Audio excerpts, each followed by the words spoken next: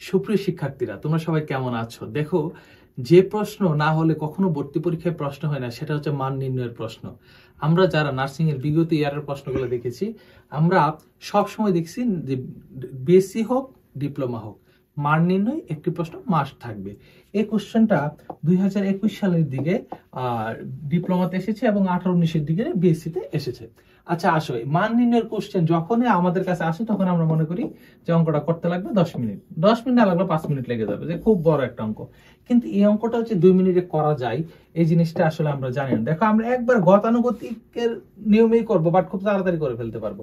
তুমি যদি একটু খেয়াল করো, দেখো তো, আমরা এটাকে কি লিখতে পারি? এক্স স্কোয়ার, একটা কি প্লাস 3x, আর একটা হচ্ছে -3x, আর হচ্ছে -9 ইকুয়াল কত?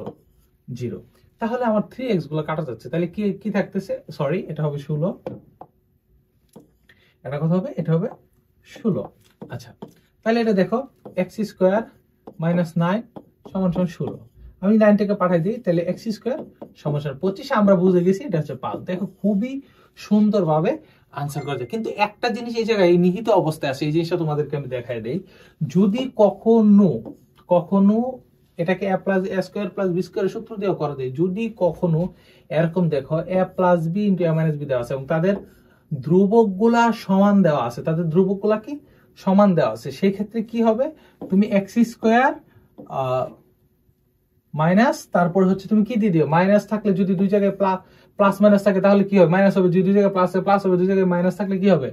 মাইনাস হবে। জাস্ট এই দুইটার গুণফলটা লিখবা, গুণফল সমান সমান যা আছে তা হয়ে যাবে। এটাই হচ্ছে আমাদের নিউ সাকসেসের অন্তর্নিহিত শর্টকাট। কথাটা বুঝছো? এটা তুমি এরকম মান নির্ণয় যে কোনো কোশ্চেন আসে, তুমি এই শর্টকাট অবলম্বন করে তুমি অঙ্কগুলো করতে পারবা। এই কোশ্চেনগুলো অনেক অনেক বেশি জরুরি তোমাদের প্র্যাকটিস করা। তোমরা হচ্ছে আমাদের প্রশ্ন ব্যাংক থেকে প্র্যাকটিসগুলো করে নিবা, দেখবা তোমার ভর্তি প্রস্তুতি অনেক বেশি শক্তিশালী হয়ে গেছে। সবাইকে ধন্যবাদ, আল্লাহ হাফেজ।